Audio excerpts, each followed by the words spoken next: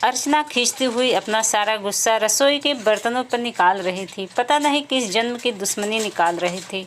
मुझसे ऐसी छुई मुई बनकर बैठी रहती है जैसे मेरे आने से पहले 8-10 नौकर चाकर आगे पीछे फिरते रहते थे। थोड़ा बहुत हाथ पैर हिलाने से कौन सा शरीर घिस जाएगा इनका। सब कुछ मेरे भरोसे छोड़कर बैठ जाएगी। बाहर से थक कर आओ और फिर घर में आते ही रसोई में लग जाओ। ऐसा नहीं था कि उसकी सास रुक्मणी जी को बहू के बड़बड़ाने का गुस्सा नहीं था, लेकिन वो भी ढिठाई पर थी। बहू की बड़बड़ाहट को एक कान से सुनकर दूसरे कान से निकाल रही थी। अर्चना एक पढ़ी लिखी लड़की थी। उसका सपना था कि वो अपने पैरों पर खड़ी होगी। उसने नौकरी के लिए कई जगह आवेदन भी दे रखा था। इसी बीच जब उसके लिए अनिकेत का रिश्ता आया तो उसने साफ साफ कह दिया कि वो शादी इसी शर्त पर करेगी कि शादी के बाद उसे अच्छी नौकरी मिली तो कोई उससे नौकरी करने को नहीं रोकेगा।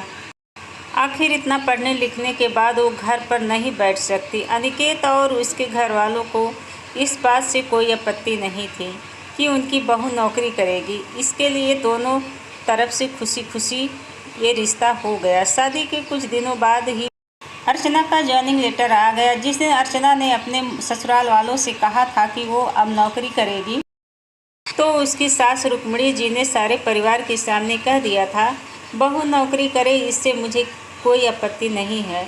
मैं ये भी नहीं कहूँगी कि वो पहले सारे घर का काम करे फिर नौकरी पर जाए, लेकिन मैं भी अब पहले की तरह पूरा घर नहीं संभाल सकती। मुझे सब कुछ मंजूर है, लेकिन मुझसे ये उम्मीद मत रखना कि मैं बहू को रोटी बनाकर खिलाऊंगी। मुझे पता है कि अगर मैं एक बार इस भंवर में फंस गई तो ज़िंदगी भर नहीं निकल पाऊंगी। उस वक्त सबको रुक्मणी जी की बातें सुनकर हैरानी तो हुई थी। उनके पति ने तो ये भी कहा कि मुझे नहीं पता था कि मेरी सीधी सरल पत्नी की सास बनते ही अपना रूप बदल लेगी, लेकिन इन सब बातों का रुक्मणी जी पर कोई असर नहीं हुआ। वो तो अपनी जिद पर अड़ी थी और खैर अर्चना को ही नौकरी करनी ही थी, क्योंकि घर के थोड़े से काम के लिए वो इतनी अच्छी नौकरी तो नहीं छोड़ सकती थी।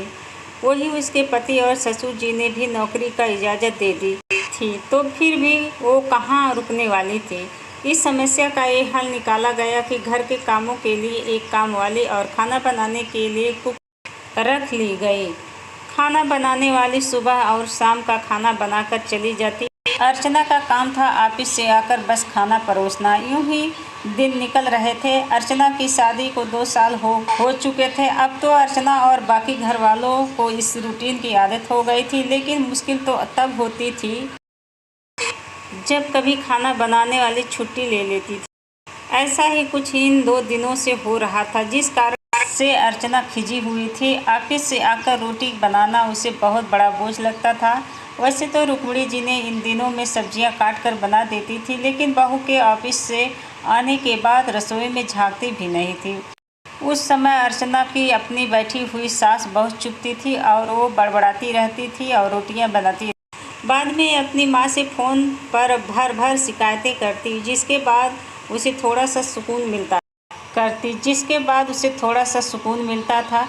कुछ दिनों बाद अर्चना के भाई की शादी भी तय हो गई। अर्चना की होने वाली भाभी की भी नौकरी पेशा था। अर्चना की माँ ने सगाई के वक्त ही खुश होते हुए गर्व से कह दिया था, भाई मैं तो और सासों की तरह नहीं हूँ जो बहू के आने पर हाथ धरकर बैठ जाऊँ। जब अभी तक पूरा घर संभाल रही हूँ तब अब क्यों नहीं संभालूंगी। मेरी बहू को मेरी तरफ से मेरी पूरी छूट रहेगी। जब एक माँ अपने बच्चों को रोटियां बनाकर खिला सकती हैं तो बहू को क्यों नहीं खिला सकती। बहू तुम निश्चिंत होकर नौकरी करना, रसोई मैं संभाल लूँगी। अर्चना की माँ के उच्च विचार सुनकर उसकी होने वाली भाभी का पूरा परिवार और खुद अर्चना भी गदगद हो गई। वाह माँ, आप कितने बड़े दिल की हो। काश मेरी सास भी आपकी तरह होती। अपनी चिड़चिड़ाहट निकालते हुए अर्चना बोली, लेकिन मेरी किस्मत में ये सब सुख कहाँ है। मेरी सास को तो बस हुक्म चलाना आता है। मुझे गर्व है कि मेरी माँ इतने खुले विचारों की है। कुछ दिनों में ही अर्चना के भाई की शादी हो गई और कुछ दिनों बाद ही अर्चना को भाभी ने अपनी नौकरी ज्वाइन कर ली। अर्चना की मां ने अपनी बहू को हथेलियों पर रखती थी। सुबह उसका नाश्ता, टिफिन, फिर रात का खाना भी तैयार रखती थी। अपने हाथों से परोस कर सबको खाना खिलाती थी। उनकी बहू भी मम्मी जी कहती हुई अपनी पसंद नापसंद बताती रहती थी, जिसे अर्चना की माँ बड़े चाव से पूरा करने के में लगी रहती थी। खुशी खुशी दिन बीत रहे थे, लेकिन ये प्रक्रिया धीरे धीरे अब उदासीनता में बदल रही थी। अर्चना की भाभी को अब कुछ भी ना करने की आदत पड़ गई थी। एक दिन जब अर्चना फ़ोन पर अपनी माँ से बात कर रही थी, तब उसकी माँ बस रो पड़ी। बेटा, मैं इतना करती हूँ पर तेरी भाभी के लिए फिर भी उसे मेरी कद्र नहीं है। अरे, मेरी दी हुई छूट अब मुझ पर ही भारी पड़ने लगी। क्या हुआ माँ, आप ऐसे क्यों बोल रही हो? आप तो भाभी को मुझसे भी ज़्यादा ध्यान रखती है। क्या भाभी ने आपसे कुछ कहा है? अर्चना बेचैन होते हुए पूछने लगी।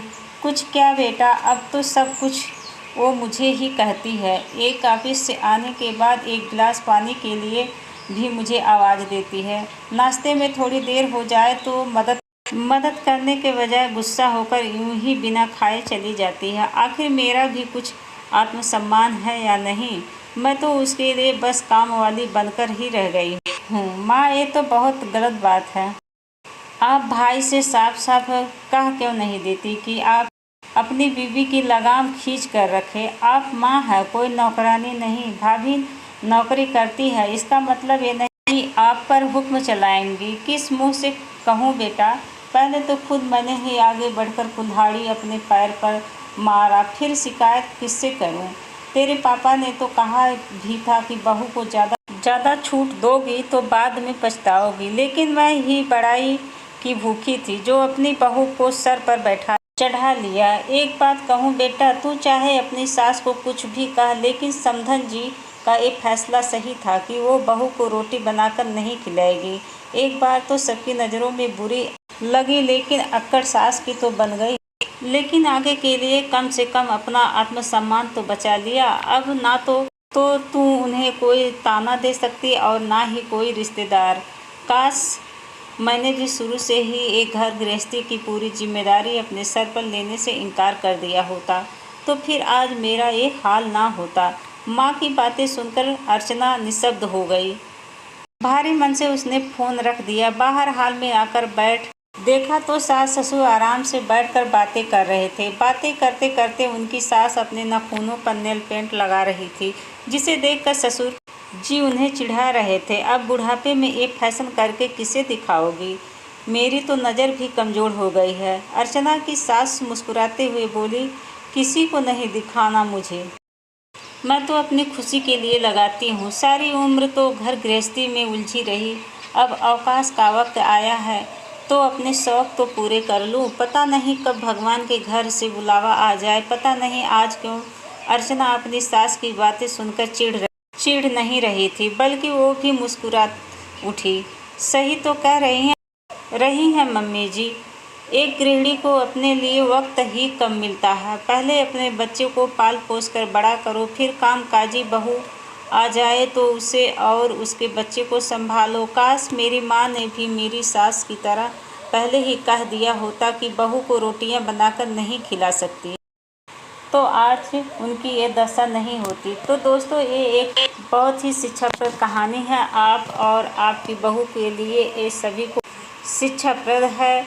तो कहानी अगर अच्छी लगी तो वीडियो को लाइक कीजिएगा, शेयर कीजिएगा और कमेंट कीजिएगा। और अभी तक हमारे चैनल को सब्सक्राइब नहीं किया है तो प्लीज़ हमारे चैनल सब्सक्राइब कीजिएगा। और हमारे वीडियो को देखने के लिए धन्यवाद।